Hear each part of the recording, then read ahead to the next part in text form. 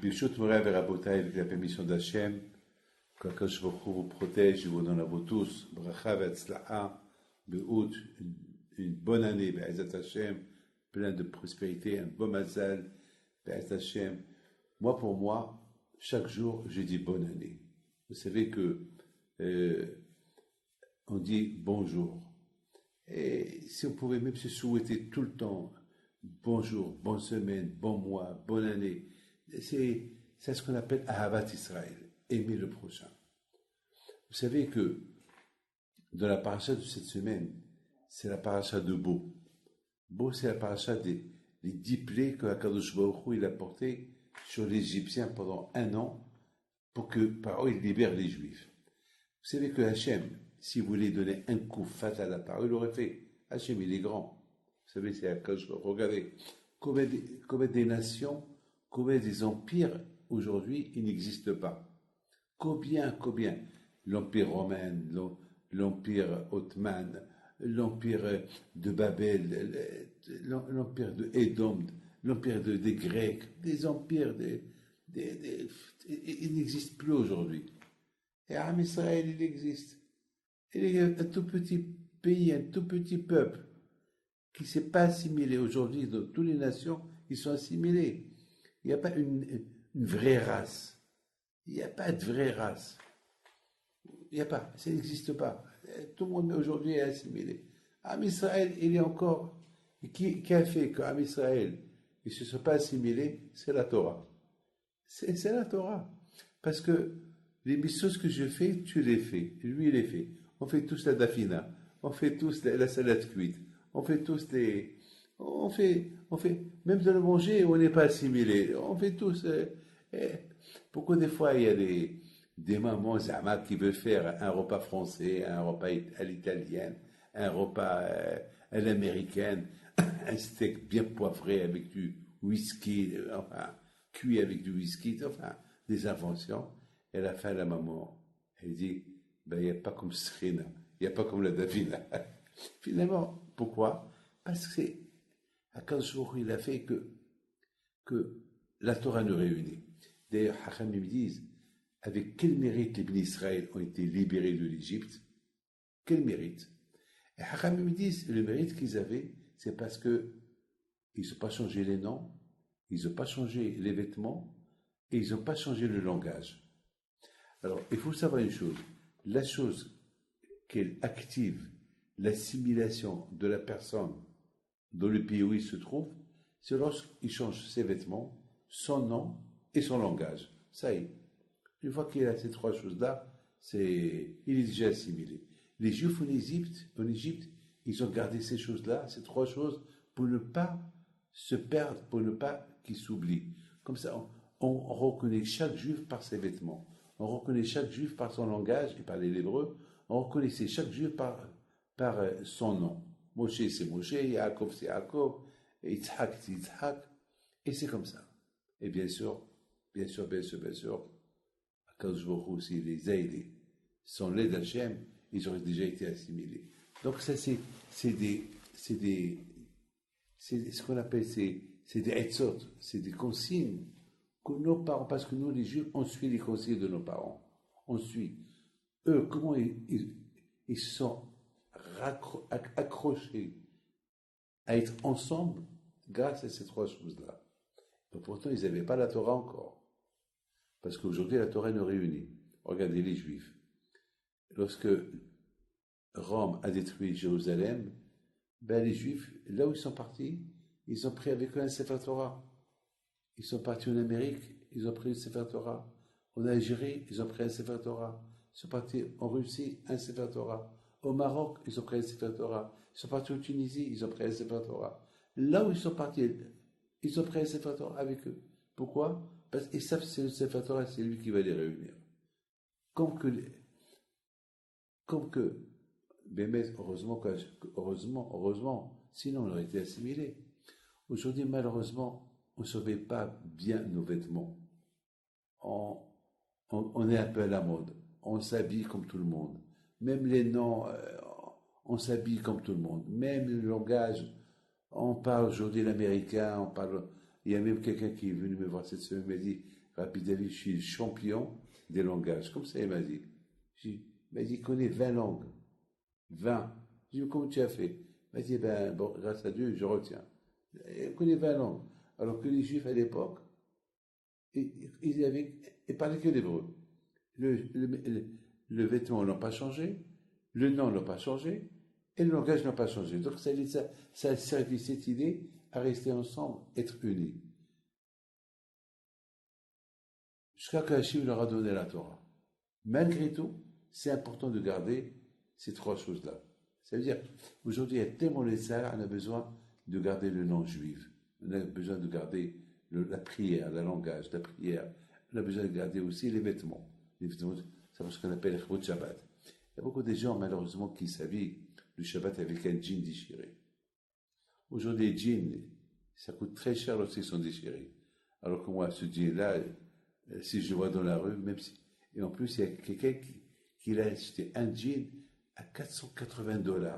Un jean déchiré. Je ne donnerais même pas 5 sous pour ce jean-là. Je dis, comment? Tu l'as acheté à $480. Je dis, Rabbi David, c'est la mode. C'est la mode. Une fois, il le portait Shabbat. Je dis, mon fils, Shabbat, c'est... Il dit, Rabbi David, même si je porte un costume, les costumes, ça coûte $200. Celui-là, avec le Shabbat. Je dis, mais il est déchiré. Tu déchires ton Shabbat. Le Shabbat, il faut être... ça va, tu peux... À Kolpani, aujourd'hui, grâce à Dieu, on a la Torah. C'est la Torah qui nous réunit. À l'époque, en Égypte, c'était les vêtements, le langage, et c'était les noms qu'ils ont réuni les Juifs à ne pas s'assimiler. Aujourd'hui, Baruch Hashem, on a la Torah. On a la Torah, parce qu'aujourd'hui, malheureusement, dans les pays où on habite, on est obligé de s'habiller comme eux, on est obligé de... Il y a des gens qui ont changé leur nom, mais grâce à Dieu, il y a ceux qui ne parlent même pas l'hébreu, mais grâce à Dieu, ils ne sont pas assimilés. Baruch Hashem. Donc, de la sortie de l'Égypte, on a appris des choses. On a appris plein de choses qu'on les respecte, qu'on les respecte jusqu'à maintenant. Maintenant, je voudrais vous parler de l'importance de la hashpa'a. La hashpa'a, c'est l'influence. L'influence. Vous savez que le Rambam il dit que selon là où on habite, on est influencé. On habite dans un milieu juif, alors on est influencé avec le milieu juif. On suit le rythme du milieu juif. Il y a l'école juive, il y a la cacheroute, il y a d'autres. On habite dans un milieu qui n'est pas juif, il n'y a pas de religion du tout. Après quelque temps, on s'adapte à la région, on s'adapte à l'endroit où on est. Moshe Rabbeinu, écoutez bien ça, Moshe Rabbeinu, il a été désigné par Hachem de libérer les Juifs de l'Égypte.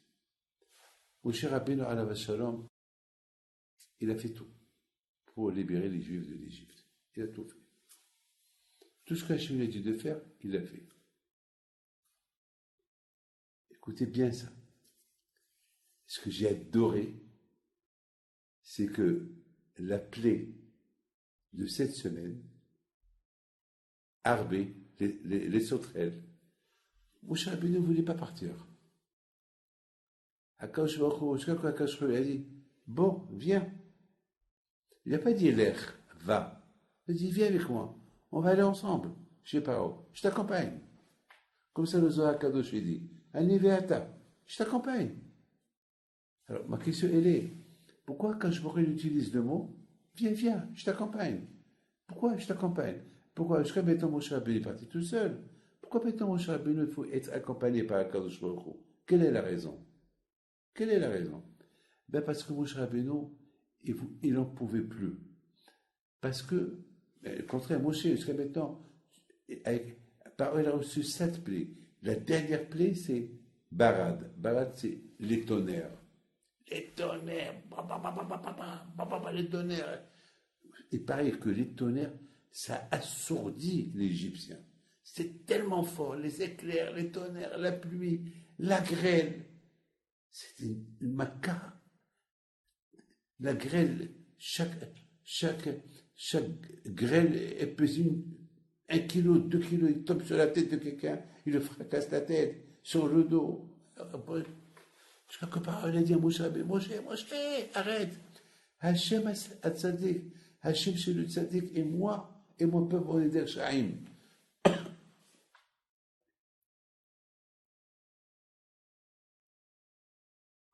Il y a ceux qui disent que Paro c'était un rachat. Il a dit Hachem Hatzadik Ve'ani. C'est-à-dire, il a joué avec les mots. Il a dit Rocher Hachem Hatzadik Ve'ani. Ça veut dire Hachem le Tzadik et moi. Ve'ami Harshaim. Et mon peuple c'est Harshaim. Il n'a pas dit Hachem Hatzadik, point. Ve'ani Ve'ami Harshaim, point.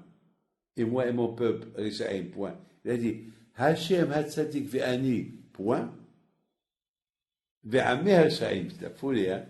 C'est Moshe Rabbeinu. Mais il ne savait pas comment comprendre qu'est-ce qu'il veut par d'un côté, il dit Hachem Hatzadik Ve'ani Ve'ami Harshaim. Donc, il a fait Teshuvah. Et après, il dit à Moshe, non, je n'envoie pas les Juifs.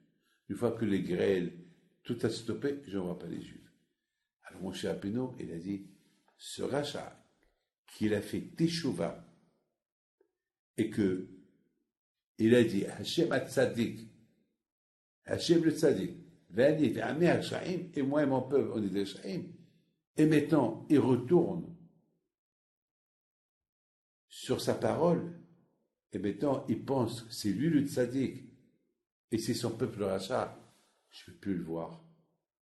Il dit, il y a un grand tzaddik, grand tzaddik, qui s'appelle, un grand Tana, alav shalom, qui s'appelle Rabbi Azar ben Yaakov, alav shalom. C'est Bémet, il disait à la Shalom,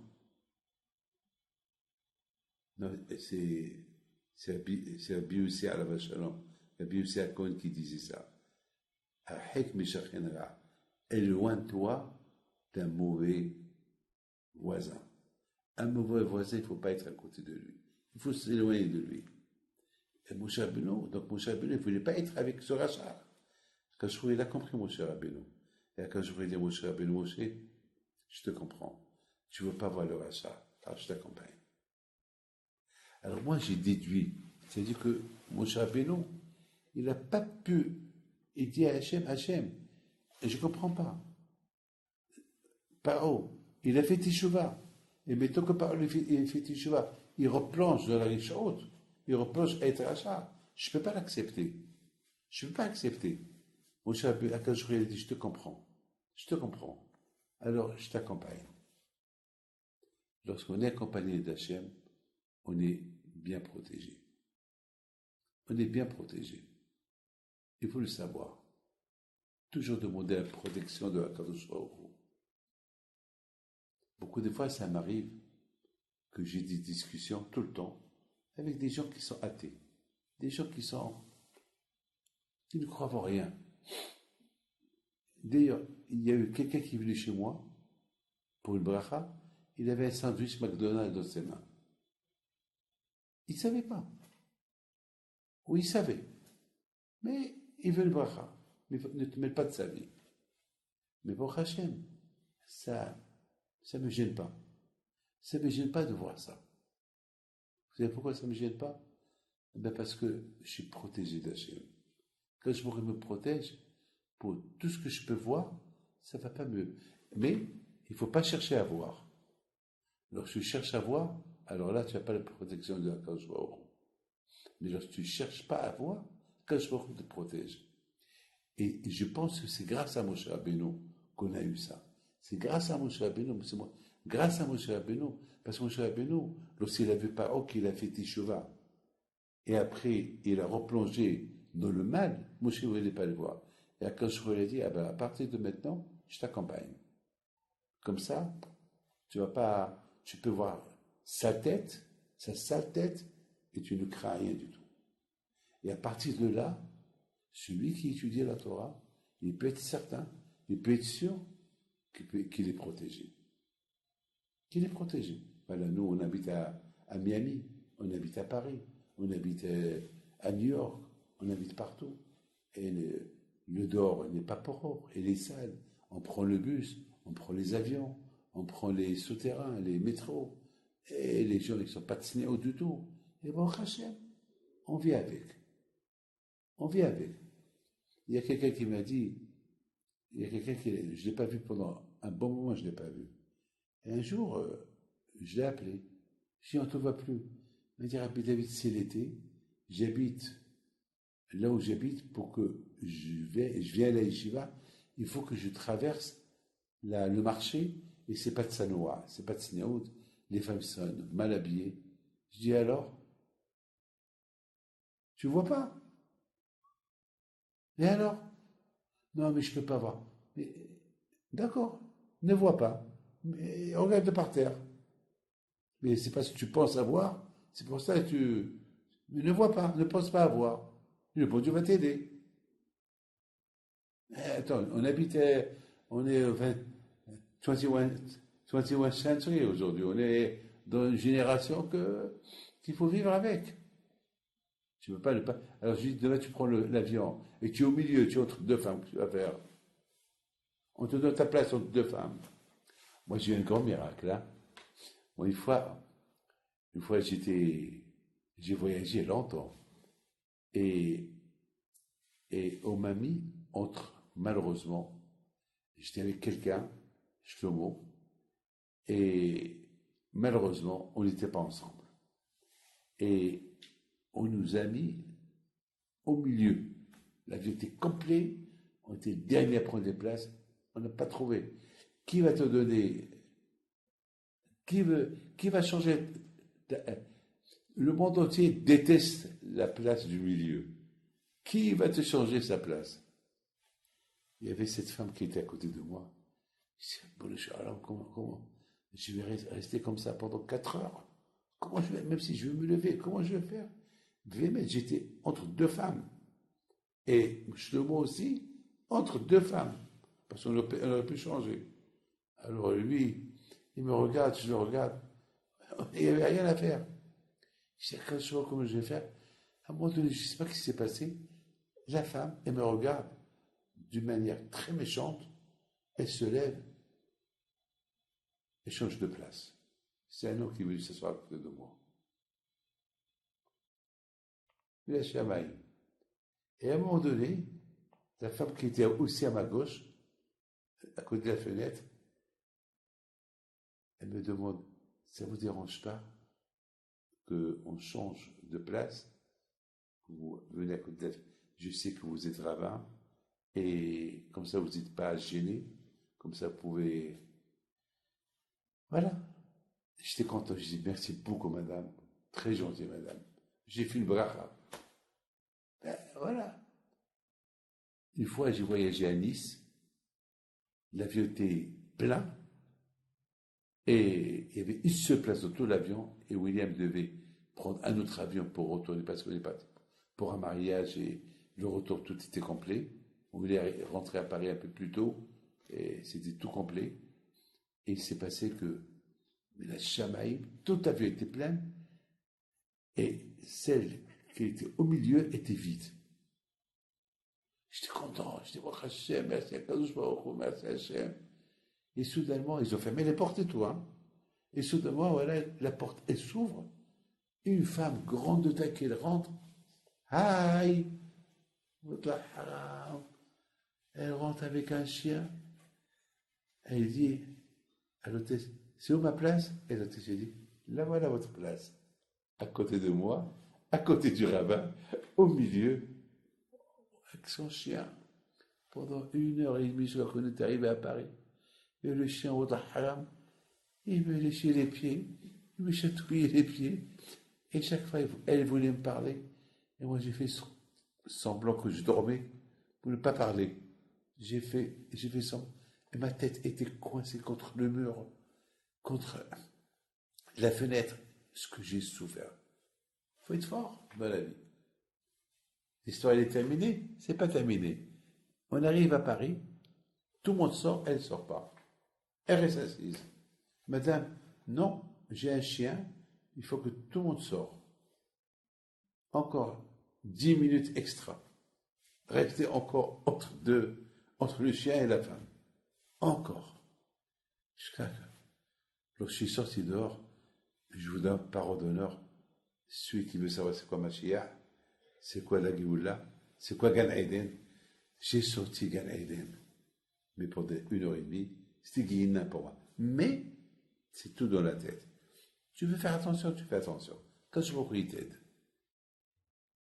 Donc, moi, je pense que c'est Moshe Rabbeinu, c'est grâce à Moshe Rabbeinu que, Baruch Hashem, on a la possibilité, Béméta, que là on peut aller, on peut être protégé. Plus que l'Égypte, vous savez comment on appelle l'Égypte? On l'appelle Arvat Haaretz. L'Égypte, c'était la débauche totale. Les femmes et les hommes, l'un allaient avec l'autre. C'est la débauche totale. Et le peuple juif, il est né là-bas. C'est pas possible. Vous savez jusqu'à tel point que les Gouyim, ils ont commencé à dire, c'est pas possible que le peuple juif, il n'ait pas des bâtards. Parce que comment? Les Égyptiens, ils ont maîtrisé le juif. Les juifs étaient des esclaves. Lorsqu'on a un esclave, et sa femme, même les femmes étaient esclaves. Donc ces femmes-là, elles étaient des esclaves. Ils pouvaient faire de ce qu'ils veulent, les Égyptiens. Ils pouvaient les violer, ils pouvaient aller avec eux. Ils pouvaient faire Donc c'est pas possible que les Juifs, c'est une racine pure. Les Goïms, ils disaient ça. C'est pas possible que les Juifs, ils sont une racine pure. Ils ont une racine de bâtard. Parce que on sait très bien que lorsqu'il y a une famille d'esclaves, et les femmes ils sont esclaves, eh bien, le patron fait des esclaves, des femmes, ce qu'il veut. Donc c'est connu ça. Même dans l'histoire américaine, c'est connu ça. Il y a eu beaucoup des Américains qui sont nés que leur père c'était un blanc. Mais ils sont esclaves. Parce qu'il y a la couleur, ils sont esclaves. Mais le père est un blanc. Mais il est esclave, miskin. Jusqu'à quand Akadosh Baruch Hu, il a ajouté son nom dans la paracha de, si je ne me trompe pas, je pense, la paracha de Pinhas. Pinhas, je pense. Hachem, il a ajouté un nom à chaque famille. Par exemple, la mishpaha de Anouchi, on l'a appelé Ha-Anouchi.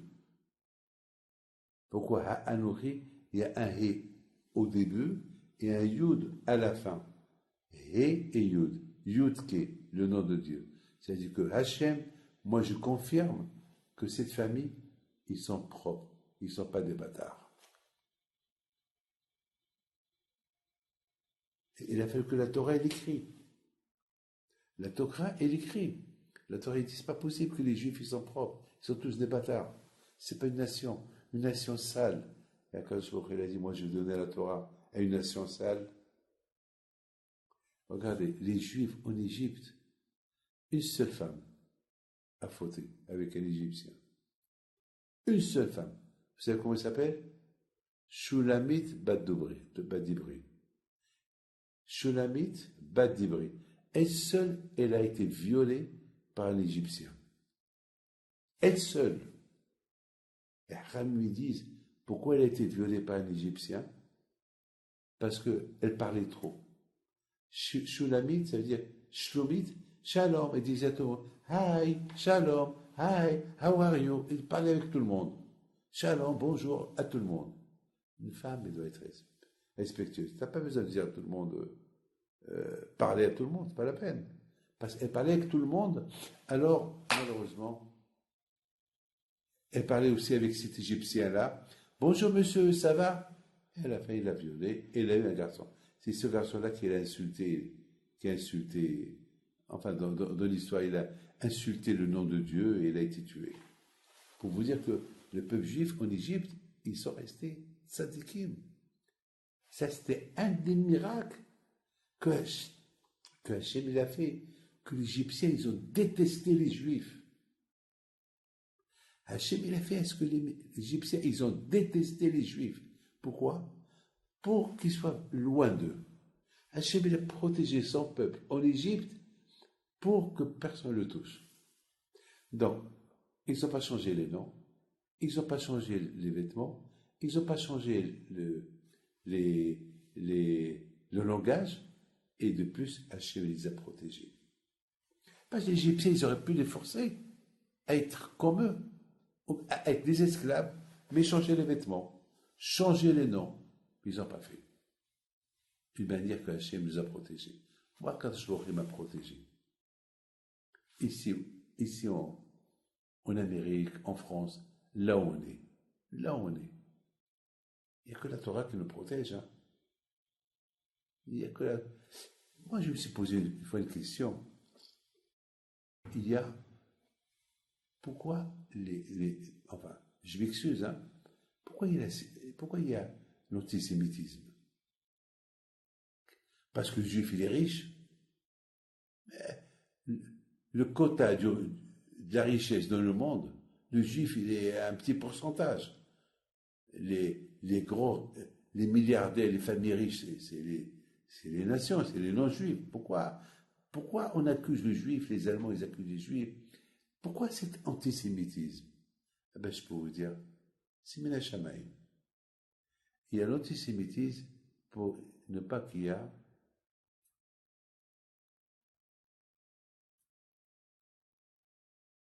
l'autre. Pour ne pas qu'il y ait l'assimilation.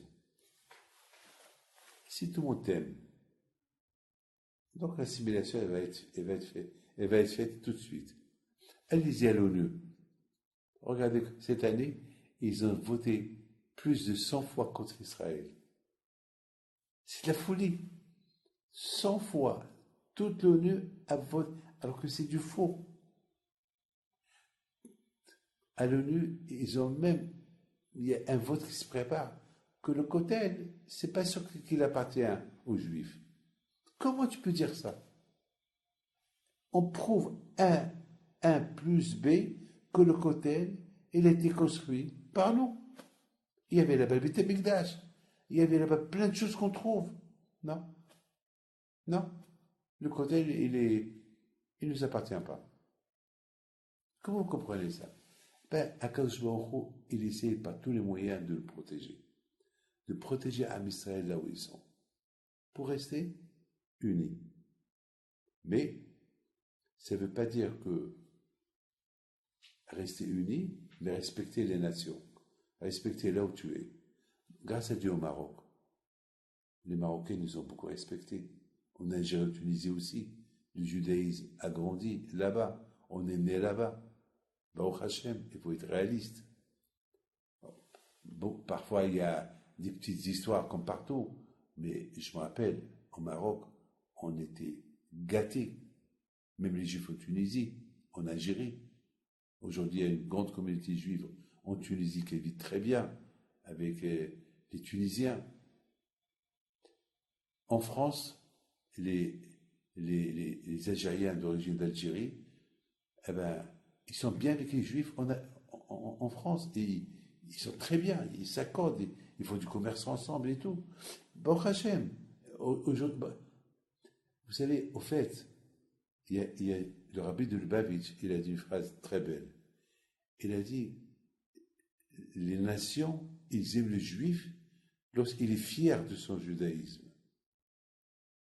J'ai ce qu'on appelle ekronot. Je suis juif, eh ben, je suis fier d'être juif. Il dit le rabbi de Lubavitch que un homme qui a honte de son judaïsme, c'est là que les nations, ils n'aiment pas. Parce que dans la vie, il faut décider qu'est-ce que tu es. Tu es juif, alors respecte ton judaïsme. Tu peux pas dire, je suis juif et je ne respecte pas mon judaïsme. Vous savez, je ne veux pas dire les noms. Je ne veux pas dire non. Pendant qu'il y avait les accords Israël et Palestiniens en Amérique, le Camp Davis, il y a 20 ans, 25 ans, je ne me rappelle pas combien de temps, je ne peux pas dire, il y avait une mishlahat, il y avait une équipe des Palestiniens d'un côté, une équipe d'Israël de l'autre côté. Ils se sont réunis et puis ils leur ont préparé un repas pour les Palestiniens, un repas halal, un repas. Et pour, pour les Juifs, ils ont préparé un repas super kosher. Il y a eu un parmi eux qui a dit non, moi je veux manger un repas comme eux, halal. J'ai beaucoup aimé ce que vous avez fait à à la délégation palestinienne.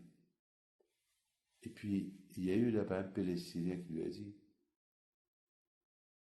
vous n'êtes pas fier de votre judaïsme? Comme ça lui a dit. C'est une histoire que j'ai entendue. C'est un de l'équipe de la délégation qui raconte cette histoire. Un Palestinien qui lui dit vous dites qu'Israël est à vous, alors respectez votre Torah. Ce que vous êtes en train de manger maintenant, chez nous c'est halal, mais pour vous c'est haram, pour vous c'est péché. Alors qu'est-ce qu'il lui répond l'autre? Moi je parle le jeu. Moi je parle le jeu, je ne suis pas croyant. Alors l'autre il lui dit tu n'es pas croyant? Mais vous dites dans la Torah que Dieu a donné la terre d'Israël à Abraham. Alors, donc il ne t'a pas donné à toi. Alors tu es le fils d'Abraham ou tu es le fils de qui? Il le regarde. Bon, et ici on n'est pas là pour discuter religion, là on est là pour discuter la paix. Pour vous dire, malheureusement, il ne faut pas avoir honte du judaïsme. Et c'est ça, Rabotaï, je pense, l'un des miracles de la sortie de l'Égypte, écoute bien ça, c'est que les Juifs en Égypte, Hachem, il les a entraînés à ne pas avoir honte de leur judaïsme, à ne pas avoir honte de leurs vêtements, ne pas avoir honte de leur nom. Et Hachem, il a rendu la chose possible pour que les Juifs ils deviennent forts en ça, que les Égyptiens, ils ne les ont pas embêtés. Aujourd'hui, grâce à Dieu, on n'est pas esclaves. On est les esclaves d'Hachem. Aujourd'hui, pour Hachem, on a la Torah. Et avec la Torah, il n'y a pas de problème. Il faut avoir la volonté. Il y avait une fois un grand sadique. Vous connaissez bien cette belle histoire. Il y avait une fois un grand sadique qui appelle son élève. Il lui dit, tu sais mon fils, ce soir c'est Kippour. Il paraît qu'ils ont arrêté Moshe en prison. Ils l'ont arrêté dans la douane. Alors, il faut faire tout pour le libérer, pour qu'il vienne prier avec nous. En plus, le pauvre, ils l'ont arrêté pour rien. C'est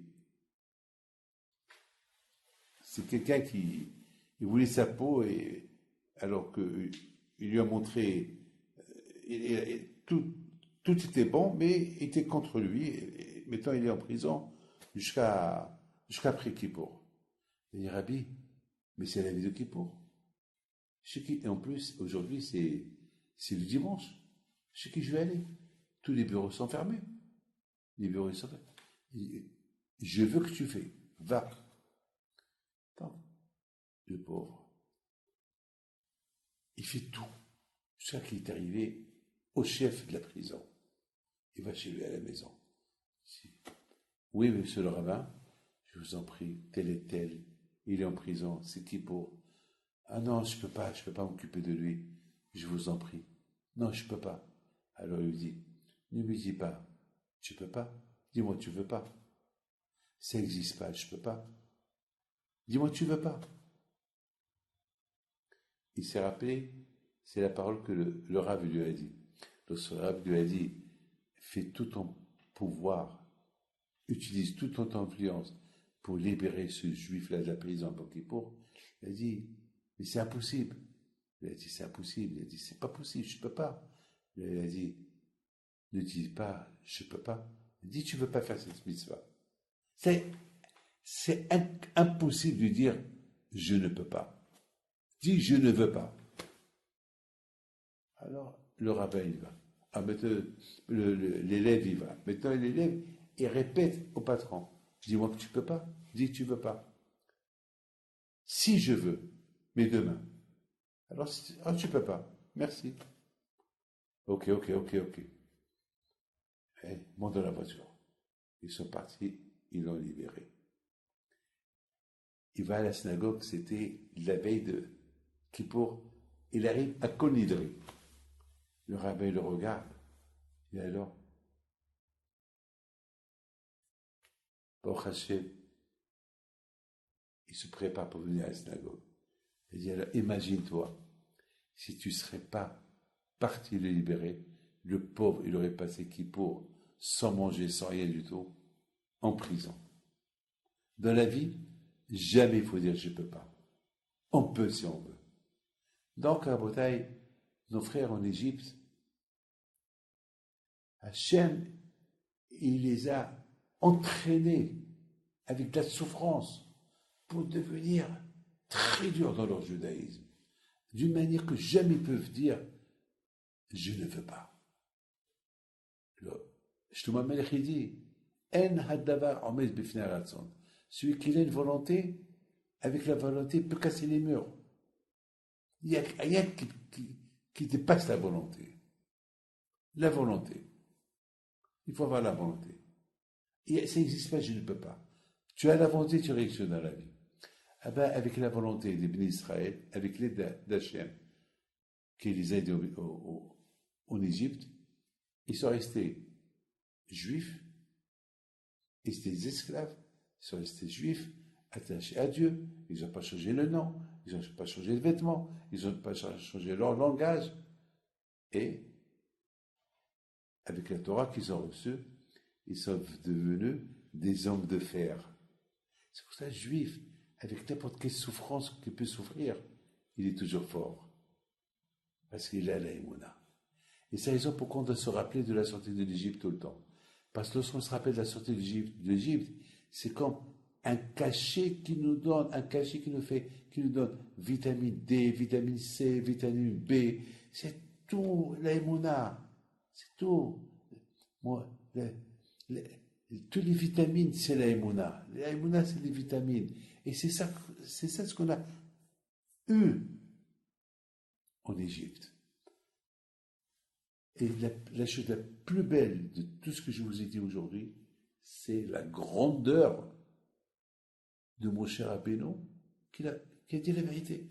Hachem, merci. Je ne peux pas aller chez Paro tout seul. Il est rachat. Il a fait Teshuvah, il est devenu rachat. Je ne peux plus. Alors que je lui ai dit, alors tu as ouvert les portes pour tout le monde. Je t'accompagne. À partir de maintenant, chaque juif qui a la volonté pour être un bon juif, je l'accompagnerai. Je serai avec lui. Vous savez que Paro, sa vraie Teshuvah, vous savez quand s'est passé? Sa vraie Teshuvah, lorsque il s'est noyé. Il a dit, Mikamocha Machim. Qui comme toi, Kashbo? Ça veut dire que Paro, avec tous les coups qu'il a reçus, les 10 coups, et même la plaie de Makat Bechorot, qu'il a perdu tous ses enfants, il avait peur qu'il meure. Malgré tout ça, il avait encore dans son cœur un espoir. Peut-être le bon Dieu va le lâcher. Et qu'il voulait toujours rester la gava, l'orgueil de Paro. Regardez, tous ceux qui ont l'orgueil, à la fin, ils finissent mal. Tous ceux qui aiment le kavod, à la fin, ils finissent mal. À la fin, ils finissent mal. Moi, j'ai eu un problème avec quelqu'un que je n'ai pas invité au mariage de ma fille Ariel. Il me faisait la tête, il ne me parlait pas. Il me faisait la tête. Il prie avec moi. Anana, il me fait la tête. Parce qu'une fois, je lui dis, hé, Yaakov, dis-moi, qu'est-ce que tu as? Tu m'évites Shabbat Shalom. Avant le Covid, il y a 2 ans. Non, ne me dis pas non. Sinon, ne viens pas prier ici, je veux pas te voir. Moi, j'ai pas quelqu'un qui... C'est pas belle, c'est l'hypocrisie, non. Va ailleurs. Non, c'est que vous m'avez oublié, vous m'avez pas invité. Alors, moi, je suis un supporter de la yeshiva. Tu penses que je peux penser à tout le monde? Tu sais que je voyage partout, j'ai des 1000 personnes. Même à ma soeur, je n'ai pas invité. Deux de mes soeurs, je n'ai pas invité. J'ai oublié. Et ils ne sont pas venus. C'est pas de ma faute. J'ai donné les instructions. C'est pas moi qui vais écrire monsieur et madame, monsieur et madame. J'ai donné des instructions et je peux pas faire plus. Alors, pardon. J'ai dit non, je te pardonne pas. Je m'ai fait souffrir pendant 2 mois. Elle a dit le moment que je lui ai dit. Alors, après, on a fait la paix. La gava. La seule fois que Paro il s'est annulé, lorsqu'il a vu que toute son armée, ils sont morts. Noyés dans l'eau, il ne reste que lui. Là, il est seul.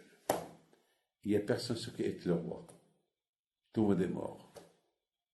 Mais le ministre, le malach, l'ange qui le protège, il est mort. Il est seul. Là, il n'avait pas le choix. Il a dit, Hachem, il n'y a pas comme toi. Mais on doit arriver à dire, Hachem, il n'y a pas comme toi, lorsqu'on arrive à un grave malheur. Il faut qu'on arrive à dire tout le temps, Hachem, il n'y a pas comme toi, même lorsque tout va bien. Même pas que lorsque tout va bien, même que lorsque rien ne va pas, rien ne va plus. Il faut dire, il n'y a pas comme toi, Hachem. Je termine mon histoire. Je suis en Amérique maintenant presque un mois et une semaine. Je suis en Amérique. Depuis un mois, je suis une histoire. Il y a une famille à Miami que un jour, la femme, elle a eu un stroke dans sa tête. Elle a eu une hémorragie cérébrale et est tombée dans le coma. Et malheureusement, les médecins, ils ont dit, il n'y a rien à faire, c'est fini. C'est fini. Médicalement, c'est fini. Alors, j'ai 25 à 30 conversations avec le père. Le père, il m'appelle, il pleure, sa femme. Et moi, je le reconforte. Il m'appelle, je l'appelle, il m'appelle, et je lui dis, tiens, bon. Et chaque fois, je lui dis, ben, Azat Hashem, j'irai la voir avec la Emouna, en les mettant dans la paracha de Bereshit, pardon, la paracha de la sortie de l'Égypte. Alors, c'est la sortie de tous les trucs. Et je le rencontre. Il est jeune, il a que 30 ans. Très jeune. Je les connais, c'est des gens très bien, ici en Amérique. J'ai 20, et Hachem, il a commencé à faire des miracles. Jusqu'à qu'il y a 10 jours, les médecins, ils ont réussi à la stabiliser, alors que les médecins, ils ont dit, c'est fini, tout c'est fini. Et moi, chez moi, je dis, non, c'est pas fini, il y a Hachem. Il y a un Kadosh Baruch Hu. Et grâce à Dieu, Ephraim, il n'a pas effacé toutes les conversations. Ce que j'ai dit à Ephraim, je veux que tu me réunisses des 25-30 conversations au monsieur et 20-30 conversations avec moi. Moi, lui, il pleure, moi, je rigole. Je lui dis, ben, Azat Hashem, jusqu'à il y a 10 jours, je dis, ben, si Dieu veut que Dieu fasse que j'irai la voir lorsqu'elle va marcher. Lorsqu'il dit, c'est pas possible, il y aura des séquelles. Et jusqu'à ce samedi soir-là. Le samedi soir-là, il appelle, il dit, bon, Hachem, elle ouvre les yeux, elle bouge les pieds. Alors, pouvez-vous venir la voir? Non, jusqu'à qu'elle marche. Mardi, elle a commencé à marcher. Elle a commencé à marcher. Elle a commencé à parler. Ah, maintenant, il me dit, Rabbi David, elle marche. Venez la voir. Vous êtes à Miami. C'est à cause d'elle que je suis resté à Miami. Voilà, maintenant, je vous dis le secret. Parce que j'ai dit, j'irai la voir que lorsqu'elle soit à la maison. Maintenant, j'ai changé d'avis. Je ne veux plus qu'elle soit, elle reste à l'hôpital. Lorsqu'elle va à la maison, aujourd'hui, on est jeudi, et ce peut qu'elle va sortir aujourd'hui, ou demain, ou dimanche, eh ben, j'irai la voir à la maison. Ça, c'est le plus grand miracle de la Emouna. Si vous écoutez, un jour, je vais le faire. je vais faire un petit film avec un audio, coller les 25 discussions, le départ et la fin. Un film, des larmes, des pleurs, des cris, des gens qui appellent. Et après, ça a commencé il y a 10 jours, jusqu'à que maintenant on arrive vers la fin. Un film, la Emouna. Et cette Emouna, on l'a apportée avec nous d'où? De l'Égypte. C'est la Emouna de l'Égypte. Parce que moi, David Pinto, j'ai quitté l'Égypte. J'étais pas tout seul. Il y avait tous mes descendants derrière moi. Et je les regardais. Donc, ils sont tous sortis avec moi. Donc, j'ai reçu la Torah. Je n'étais pas le seul qui a reçu la Torah. J'étais moi et tous ceux qui vont descendre de moi jusqu'à Mashiach, derrière moi. Ils ont reçu la Torah. C'est pour ça que Moshe Rabbeinu dit, Hachem n'a pas donné la Torah qu'à vous, il l'a donné à vous qui êtes là et ceux qui ne sont pas là. Et c'est qui? Ceux qui ne sont pas là, leur descendance. C'est pour ça qu'on a cette émouna, parce qu'on est sorti de l'Égypte et on a reçu la Torah. Que le zéro du tzaddik Abihim Pinto soit avec vous et vous donne bracha v'atzlacha. Amen, Keratzon. Bonne semaine.